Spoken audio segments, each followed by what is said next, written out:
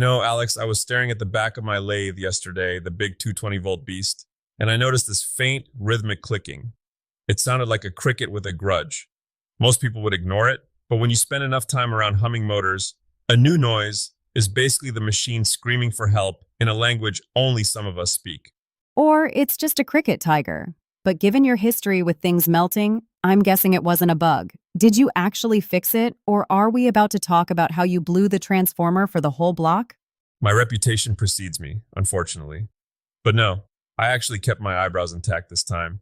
It got me thinking, though, when folks move from simple woodworking or basic hobby stuff into bigger machines or industrial automation, the magic smoke becomes a very real, very expensive threat.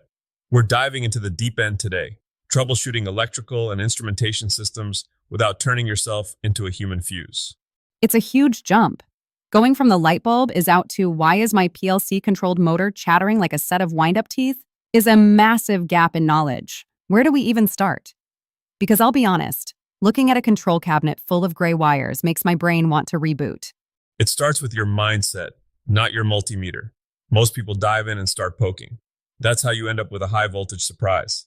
I like to think of it like detective work. You don't just arrest the first person you see, you gather the evidence. The E&I, electrical and instrumentation, world is about sensors, control loops, and power. Okay, let's talk safety first, because I enjoy our podcast remaining a two-person show. I've seen those thick rubber gloves people wear. They look like they're for handling radioactive space rocks. Are we really in that kind of danger when we're just checking a motor? Absolutely. Arc flash is no joke. It's not just a shock, it's an explosion of light and heat that can happen in a millisecond. If you're opening a panel on a large industrial system, you need the right PPE, voltage-rated gloves, face shields, and insulated boots. But the biggest thing? Lockout/tagout. If I'm working on a circuit, I want my own padlock on that disconnect, and I want the key in my pocket. I don't trust, I won't flip the switch, Tiger. People forget. Switches get flipped. Lives change. Trust but verify feels like the understatement of the century there. So once you've locked it out and you're sure you aren't going to get crispy, what's the first actual move? You've got to be a bit of a gossip, Alex. You talk to the person who was using it. I ask, what was it doing right before it went south? Did it smell like a burnt grilled cheese sandwich? Did it groan? Was there a lightning storm? You're looking for the history. Then you do a visual. I can't tell you how many complex electrical failures were actually just a vibration loosened wire or a contactor that's carbon tracked so bad it looks like a burnt marshmallow. A burnt grilled cheese scent profile is surprisingly specific. So you're looking for the obvious stuff first. But what if the machine looks pristine? What if it's one of those ghosts in the machine where everything looks okay, but the motor just won't go? That's when we pull out the Navy's 6-step method. It's a beautiful, logical ladder. You start with symptom recognition. Is it doing nothing, or is it doing the wrong thing? If a motor won't start, is it because there's no power, or because the control circuit thinks an emergency stop is pressed? Wait, hold on. You mentioned control circuits. For someone used to a lamp cord, describe what that actually means in a shop or industrial setting. Great point. Think of the power circuit like the muscles. It's the heavy 480 volt or 220 volt stuff that actually turns the shaft. The control circuit is the nervous system. It's usually lower voltage, maybe 24 volts, and it's the one making the decisions. If a contactor won't pull in, that's the big clack sound you hear when you hit start. It's usually because the nervous system is upset. Maybe a limit switch is stuck or a PLC output has gone to sleep. So if the muscles are fine but the nerves are shot, the machine is effectively paralyzed. How do you find the break in the nerves? You follow the breadcrumbs. This is where reading drawings becomes a superpower. If you can't read a ladder diagram, you're just a guy with a pointy stick. You look at the drawing, find the coil for the contactor, and work backward. Is the safety gate closed? Yes. Is the overload reset? Yes. Is the start button actually completing the circuit? You use your meter to find where the voltage stops. I've seen you do this. You have this way of looking at a mess of wires like you're reading a novel. But for us mortals, what's a common gotcha that trips everyone up? Single phasing. Man, I've seen this kill more motors than I can count. In a 3-phase system, if you lose one leg, maybe a fuse blew or a wire snapped, the motor tries to keep running on 2 legs. It's like trying to run a marathon on 1 leg and a crutch. It gets incredibly hot. It sounds like it's growling, and eventually the windings just cook. If your motor is running hot or tripping the overload, check your phase-to-phase voltage first. If they aren't balanced, you've got a one-legged motor. See, that sounds like a logic puzzle. But what about the high-tech side? You mentioned instrumentation. That sounds fancy.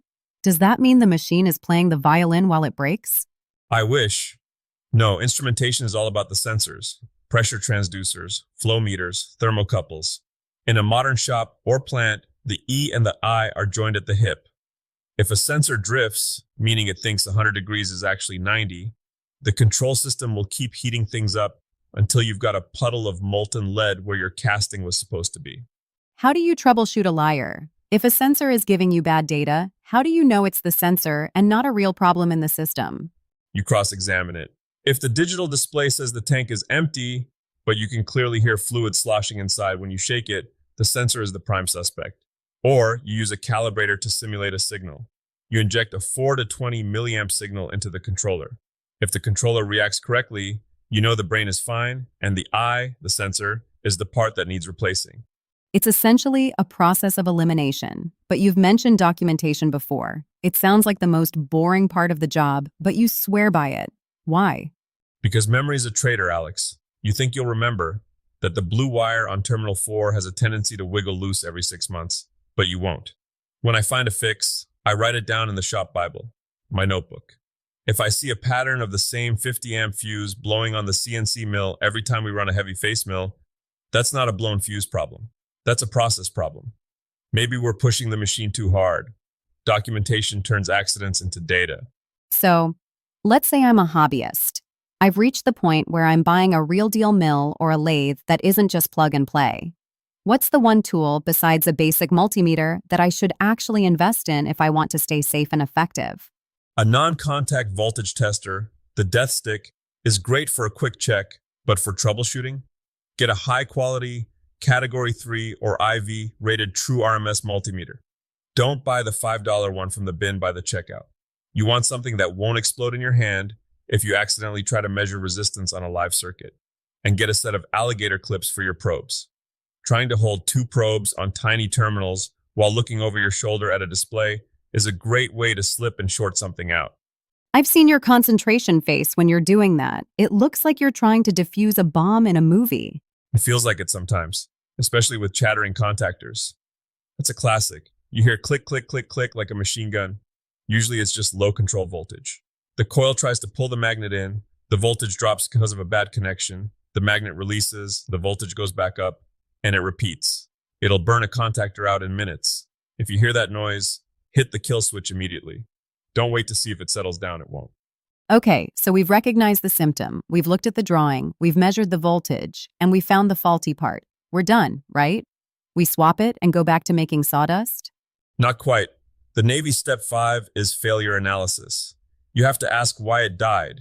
Did the relay fail because it reached its end of life? Or did it fail because there's a short in the motor that's drawing too much current? If you just replace the part without finding the cause, you're just feeding the machine expensive snacks. Expensive snacks. I love that. It's like giving a mouse a cookie, but the cookie costs $100 and smells like ozone. Exactly, and the final step is a full functional test. Don't just turn it on and say, yep, it spins. Run it through the whole cycle. Check the safeties, make sure the emergency stop still actually, stops things. I've seen guys fix a motor but accidentally bypass the safety limit in the process. That's a recipe for a very bad day. It sounds like the overarching theme here is respect. Respect for the power, respect for the logic of the system, and respect for your own limitations. That's it. There's no shame in calling a pro if you're staring at a VFD, a variable frequency drive, and the error code looks like ancient Sumerian. Those things are basically computers that happen to move heavy metal. But for most shop problems, if you stay calm, keep your hands out of the energized bits, and follow the path of the electricity like a map, you can solve almost anything.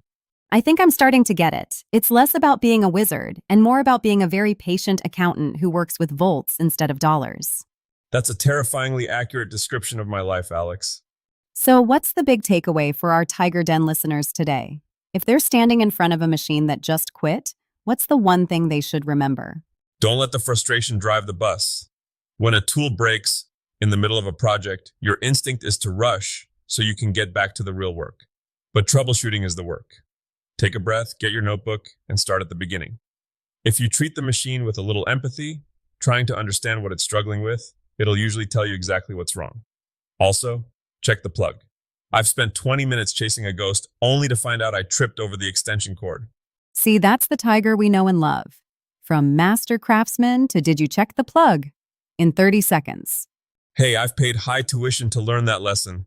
Keep your circuits closed and your heart open, folks. We'll see you next time in the den.